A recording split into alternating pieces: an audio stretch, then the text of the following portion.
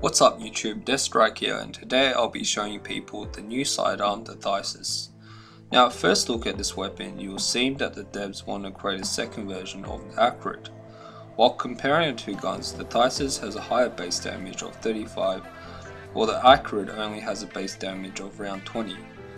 The tysis does corrosive base damage while the accurate does base poison damage.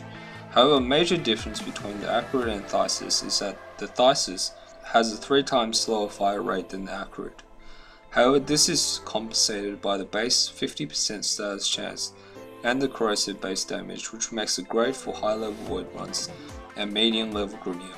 Now due to the insanely low fire speed and the travel time of the projectiles, it makes it hard to hit moving targets and will sometimes make you want to rip your hair out.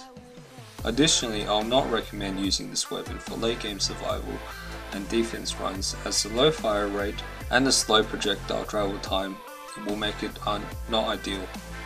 However, this is not to say that you cannot use it in high level defense or survival runs, as the status chance will bring utility to your team and provide constant knockdown of some of the toughest units in a game, such as Ancients, Heavy Gunners or Napalms. Now onto the build for the tysis. The 3 base damage mods you should use is Hornet Strike for extra base damage, Barrel Diffusion for multi-shot, and Lethal Time for more attack speed to compensate for the incredibly low fire rate of the tysis, and extra multi-shot to combine with Barrel Diffusion to give you a total of 180% chance for multi-shot, or in other terms 80% chance to fire a third bullet.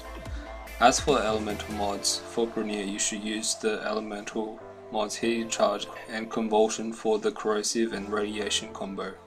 For the Corpus, replace Heated Charge for Ice Storm for the magnetic combo, dealing plus 75% damage against most Corpus units. I recommend using Ice Storm over Deep Freeze, since the extra magazine capacity from Ice Storm will be an additional benefit.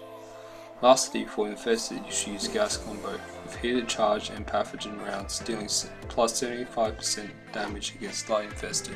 Again, thanks for watching, and if you enjoyed, please leave a thumbs up, comment on what you'd like to see next, and subscribe for more awesome content on everything to do with Warframe.